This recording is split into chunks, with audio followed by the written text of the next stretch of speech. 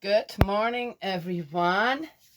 It's Monday. I hope everyone who has to go to work has a wonderful day today. Uh, it snowed. It snowed from the night before last night to yesterday. We had quite a bit of snow. Okay, quite a bit of snow. Here, you would say, yeah, it was covered, so about an inch maybe. And when my oldest granddaughter came home, all right, it was towards the evening, she got it in her head that she was going to go and make some snowman. So the first one, she came over here, she said, "Look, girls, I got a snowman for you." I'm going, "Oh, how cute. Stick it right here into my," I started another little thing here. Let's see. Let's see it. See right there. Oh, let's go. Where am I going with it? And just planted some cacti in there, and I had put it there so I could work on it. I know I put it there so I could put other stuff over here that I'm working on. It's going towards Christmas. So, yes, my room is going to become a little craft studio now. I have all kinds of ideas on what I'm going to make for people. Yes, oh, do I have time? Yeah, my craft things don't take weeks and months to make. But so I said, "Oh, put it right in there." And then, of course, when we came back over here a little later, she says, "Where did my snowman go? It disappeared. It walked away," or something. It was funny. She ended up making. She says, "Grizzy, I want you to come out with me. I said, it's cold out there. I'm not going back out there. I'm tired. It's nighttime." She says, "Yeah, I'm scared out there." I said, "Of what?" "Well, you never know." And I'm going, "No, no, of what are you actually scared?" "Yeah, a monster. A monster could come." "What would you do?" She said. "What would you do if suddenly a monster were to jump?" "Well, we're not going to worry about something that's never going to happen." She said, "Yeah, okay, so, but what if?" And I'm going, "Well, what if they were to kidnap me right out of the yard here?" Okay, she came up with all kinds of stuff. And anyway, okay. I said, "Well, I'd follow them. I'd go hunt them down or something. And then I'd say, let's have some soup and then we'll talk about this." Okay, just. Anyway. So what she wanted is for me to go out there with her so she could collect more snow and not alone in the dark. Okay, but oh dear. Okay, let's go. So she made about 15 or 12. She said it was 12. 12 little tiny little snowman. And then she, in order to get the perfect little round shapes, and the snow was perfect for it, it really clumped well together, she used measuring spoons. Yes, to press the, yeah, okay. Anywho, that was so funny. It was so cool. It was, again, yeah, it would last about 30 minutes, the whole thing, where she just showed me and again and how she's doing it and this and that. And, she likes to exaggerate. So I have no doubt, again, in the way that we live here in this cul-de-sac, where we're just a focus point, the center point of it all. Her voice must have carried to every house, but it's so cute. I didn't stop her. That was fun. So we have 12 little snowmen, about, yeah, about this big and to this big, in the freezer. Yes, it's very cute. When you open the freezer, you just have to chuckle, right? So cute. Snow is gone. It's very warm yesterday, and or very warm, warm enough to melt all the snow. And the little one, I went out with my littlest granddaughter, youngest granddaughter, and together we made a snowball. She's just 6 months old, remember?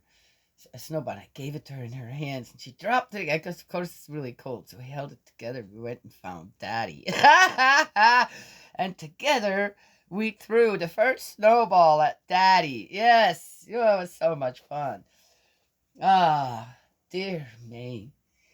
I don't know if I have that cold or not. It's yeah, it seems like oh you're coughing a little more or something. I don't know. It's just because I just woke up a little bit ago, so that's normal for me.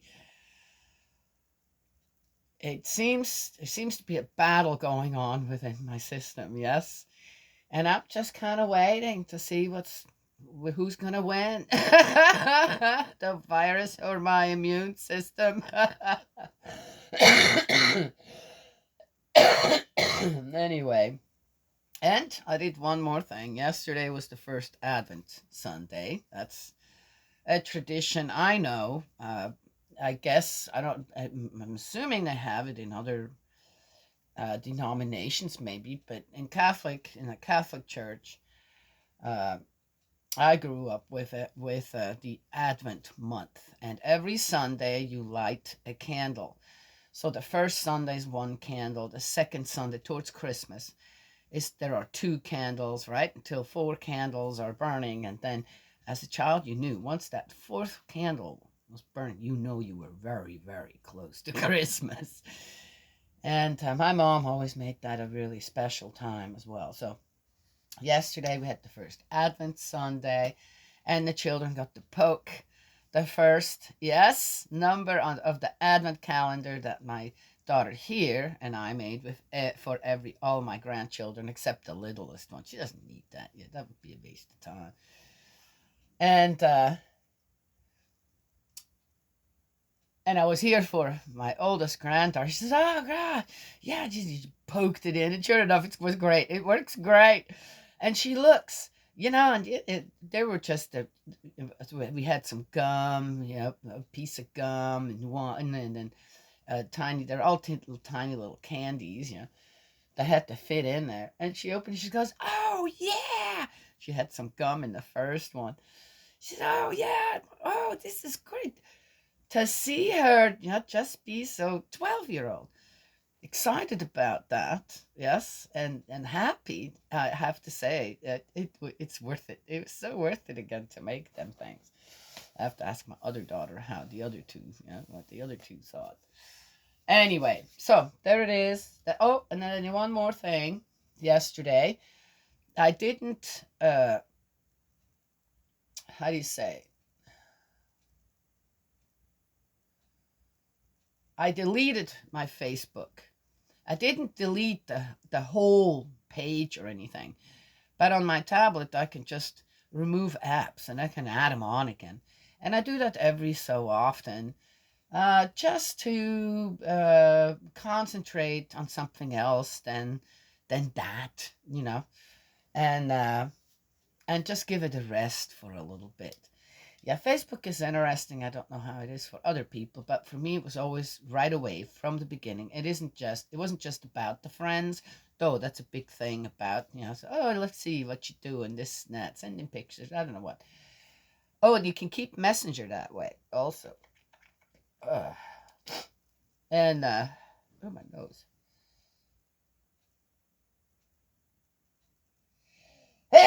Woo, excuse me. Well, this will be an interesting video again. I wonder if other people make them like that. They have to be perfect, right?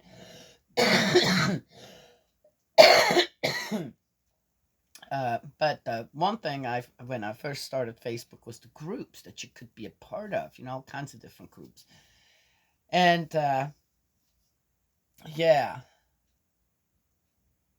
and I think sometimes your Facebook page is one thing, but then you're in these other groups that are doing whatever, and sometimes even when you feel like yeah, but I just want to explain something here, or no, don't say things like that about other people, or okay, just saying. It's like even Facebook has a behind the scenes kind of thing going on that only you know about, but not the rest of your friends unless you invite them. I would never invite them to the two groups that I've been a part of now about the discussion over, dear me, gets to the point where you're going, Why do I want to be a part of something that is just tearing another family apart? Willingly keeps, a family apart. So, but then there's this other part of me that says, yeah, but I need to be there. I need to, I feel like a Jesus' time where everybody just deserted Jesus. Okay, in this case, it'd be True Mother, and of course, True Mother isn't deserted by everyone. But the thing is that it's the same thing in a way. What is happening?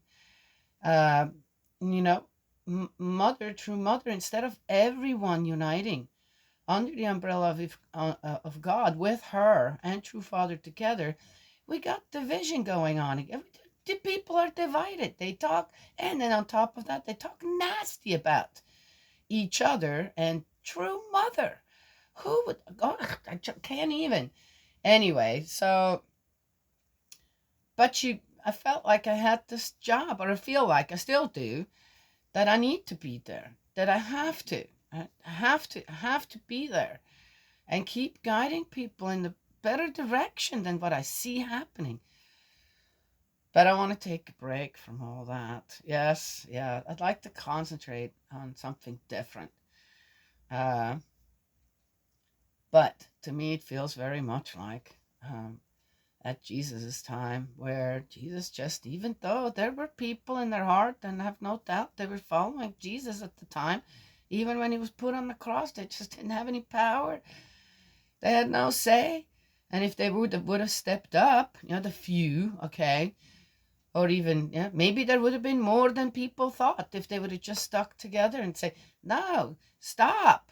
What are you doing? Right? But the Romans, with all their armor and weapons and all that jazz, they're kings. And what are they called? Yeah, whatever. They just looked stronger. They just looked intimidating, scary. And anyway, so this wouldn't say anything. Now we have literally the internet. It's a scary thing. I really do. People get to say whatever they want to. And some are very good at what they're saying, very good at manipulating, brainwashing others. I find that really, really sad. Well, anyway, I want to take a break from that. How's that? So I just deleted and uninstalled the app on my tablet, which I can do. And then if I want it back, I'll just install it again, and there it is. But I still have Messenger, so I can keep in touch with all my people.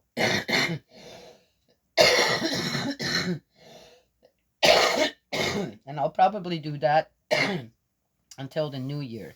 And then, if I remember,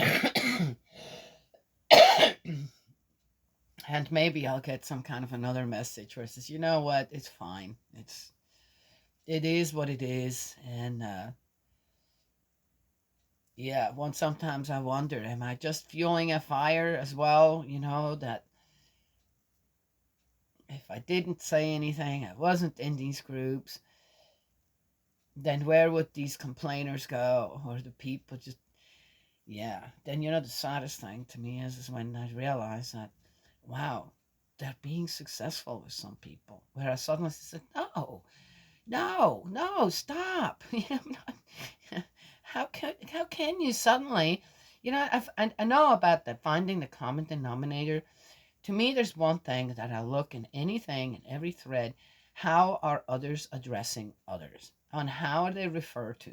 And when I find a discrepancy there, right, like disrespect or something, I said, not, no, okay, then I'm done. I don't even read the rest. I don't want to know. Because right there, I'm realizing, but there's already something wrong there in the way that someone wants to steer me in what kind of a direction they want me to go. And then if I don't, I already know what's coming, right? Yes? Okay. All right, let's get going here in Psalm. So I'm taking a break. Taking a break. I have other things to do right now, and I don't want that on my mind all the time, because that's kind of what happens as well. Okay, what do I say? How can I be really a tool for spirit world and heavenly parent? Yes? Yeah. So, and they're fine with it. All right. We are in the book of Psalms 29, 30, and 31. Hymn to the Lord of the Storm. Now, I know that these overheads were given by other people, not. But here's again, it's a hymn to the Lord of the Storm. Again, oh, of course we know which Lord they're talking about. Are we? Do we? That's like Lord of the Storm. It doesn't sound right to me. See, that's the kind of stuff I'm going, no. Beware how you use words, a sentence, this and that. It can be made clear. Okay. It's like there's a different God here for the storm, right? Yes? I told you this is weird, right? Some of it, they're talking about different other gods here somehow, right? Yes? Yeah. Well, how influenced were the Israelites when it came to all this, when it came to all them other gods that they constantly had invading their faith, right? Yes? Okay. Because of the other people they had stuff to do with. Oh, that's why God said, don't have anything to do with the outsiders for right now, right? Get strong. Build your own strong foundation. Oh, there you go. There, right? Yes. Uh-oh. Psalm of David. Give Yahweh his due, sons of God. Give Yahweh his due of glory and strength. Give Yahweh the glory due to his name. Adore Yahweh in the splendor of holiness. Yahweh's voice over the waters, the God of glory thunders. Yahweh are over countless waters. Yahweh's voice in power. Yahweh's voice in splendor. Yahweh's voice shatters cedars. Yahweh shatters cedars of Lebanon. He makes Lebanon skip like a calf, Sirion like a young wild ox. Yahweh's voice carves out lightning shafts. Yahweh's voice convulses the desert. Yahweh convulses the desert of Kadesh. Yahweh's voice convulses terebinth, strips forests bare. In his palace all cry, Glory! Yahweh was enthroned for the flood. Yahweh is enthroned as king forever. Yahweh will give strength to his people. Yahweh blesses his people with peace. Okay, that's Psalm 29. Someone sat down somewhere on a rock and said, I think I'm going to write something. And that's what they came up with. Yeah, not every song out there that people write is a good song now, is it? Okay.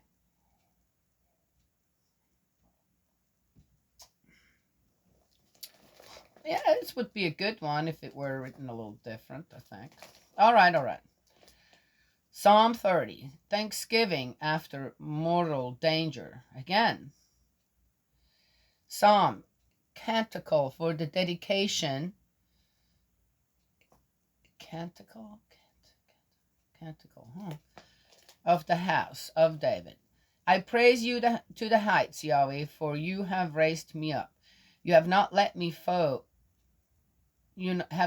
my foes make merry over me. Yahweh, my God, I cried to you for help, and you healed me. Yahweh, you have lifted me out of Sheol. From among those who sink into oblivion, you have given me life.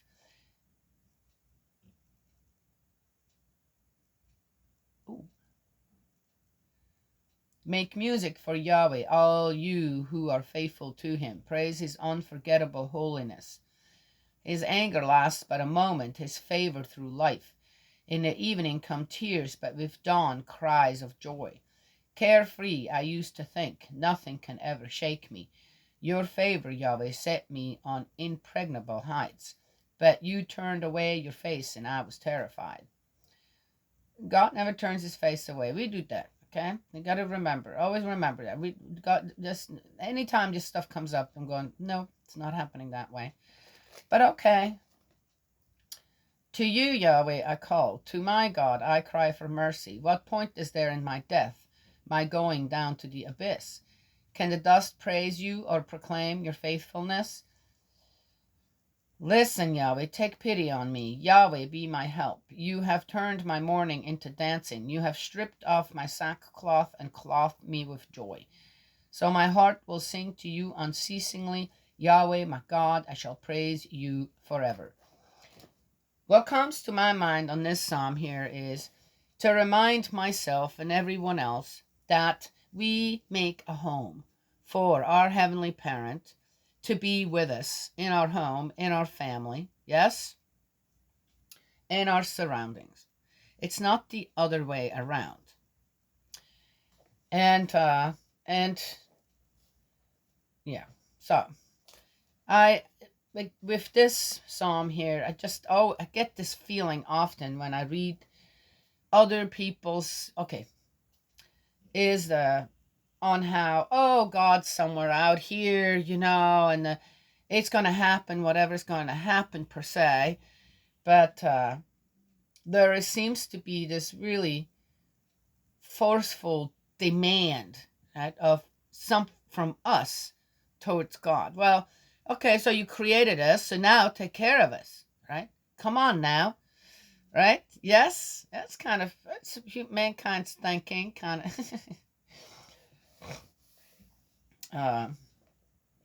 And it doesn't quite work that way. Well, the example we have is that Heavenly Parent had a home ready for us, a perfect home. Yes, the Garden of Eden, a perfect home. Yeah, you can believe in that or not, but it was there. And, well, we don't know how it exactly was there. We can imagine how it was there, and people have. But it was the perfect home. And then what happened? Huh? Yes. Well, things happened. And suddenly, Adam and Eve couldn't stay in this perfect environment. Oh, not because God didn't want them to. It's an environment that requires what? Yes. When you go outer space as an astronaut, what does that require? If you don't have the requirements to go out into outer space, you're going to do what? Most likely die, right? Yes, okay. Psalm 31. Prayer in time of ordeal. For the choir master, Psalm of David. So, again, go back one more time to 30. Well, if I remember it, I'll say it then. Because I got to get over to the house, too. For the choir master, Psalm of David. In you, Yahweh, I've taken refuge. Let me never be put to shame. In your saving justice, deliver me, rescue me, turn your ear to me, make haste. Be for me a rock fastness, a fortified citadel to save me. You are my rock, my rampart. True to your name, lead me and guide me.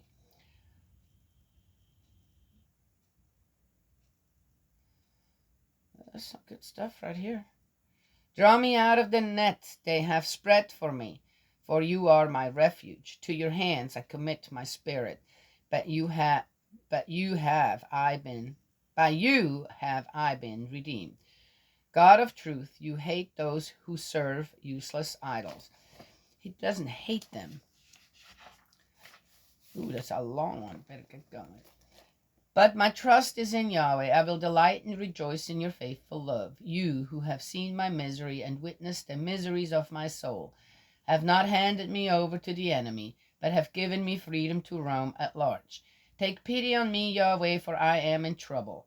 Vexation is gnawing away my eyes, my soul deep within me. For my life is worn out with sorrow, and my years with sighs. My strength gives way under my misery, and my bones are all wasted away. Oh, sounds like whoever wrote this was close to death, old, tired, and scared to go. The sheer number of my enemies makes me contemptible, loathsome to my neighbors, and my friends shrink from me in horror. Oh, here's Job, and is it David he's talking about, or Job he's talking about? Yeah, interesting. When people see me in the street, they take to their heels. I have no more place in their hearts than a corpse or something lost. All I hear is slander, terror wherever I turn, as they plot together against me, scheming to take my life. But my trust is in you, Yahweh, I say. You are my God. Every moment of my life is in your hands. Rescue me. from the clutches of my foes who pursue me. Let your face shine on your servant. Save me in your faithful love. I call on you, Yahweh, so let disgrace fall not on me, but on the wicked. Let them go down to Sheol in silence, muzzles on their lying mouths, which speak arrogantly against the upright in pride and contempt. Who would ever make a prayer or anything out of something like this? And wish such evil on someone else that we think is evil. Oh, maybe evil, but then we still don't do that. You pray for them. You continuously try to guide them. That's the proper path. No, hear me. All right. Yahweh, it's constantly, I can see even today why, if one reads the Bible, suddenly people feel empowered. By what exactly, though? Huh? Yeah, I'm just saying. It's still to this day, this stuff is being used. Well, that's why I'm making these videos, to let people say God doesn't have anything to do with this. Save in your presence you hide them, far from human plotting, shielding them in your tent. Oh wait, I missed one.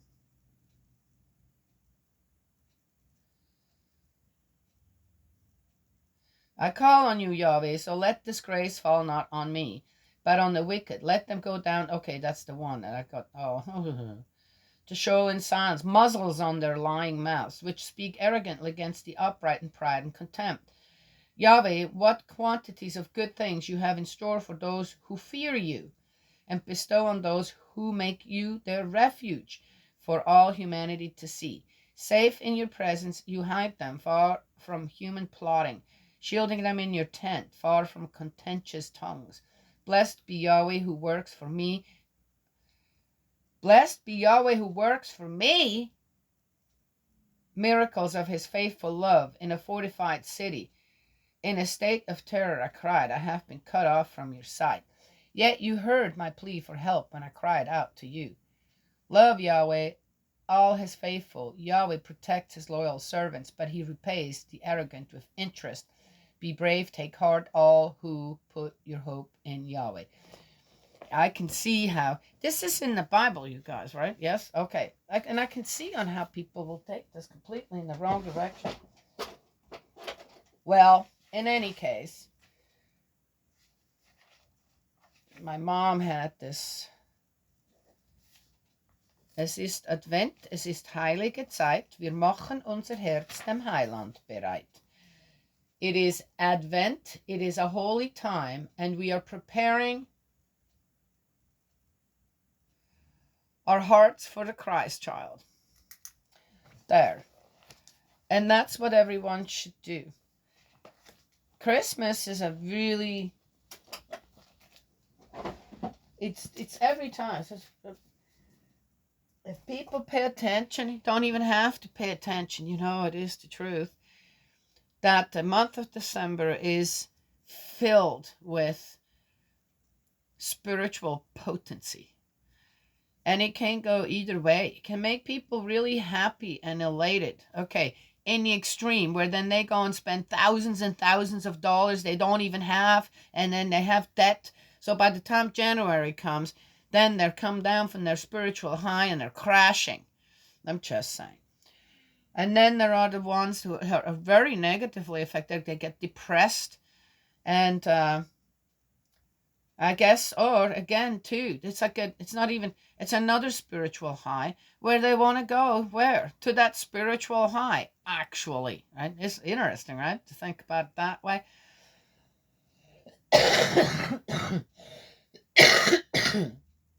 But there's a lot of stuff going on in the month of December. So yes, preparing ourselves, and not just the Christmas decorations and the presents under the tree and I don't know what to prepare to go on a trip, but to prepare ourselves again and again every year to receive that Christ child on earth again and again and again. Yes? And that Santa floating in the sky with his reindeer, guess who that is? Becomes visible once a year. Be a beautiful way to teach the children on how that works. Is whom? Yes, our Heavenly Father. Our Heavenly Father on his sleigh with his reindeer. Coming once. Well, hey, you know what? Who knows? Anywho. Make up stories about everything else, all kinds of different things. Why not? I don't have anything against Santa Claus. I just teach my grandchildren who Santa Claus truly is. Such a beautiful way, such a beautiful fantasy way that, in a way, what do you think? Did God invent that story? Where did that actually come from? Whoever had this idea to do that? Huh? I have no doubt. I have no doubt in my mind that Heavenly Parent said, Heavenly Father, Heavenly Mother. Ooh, hey, you know what?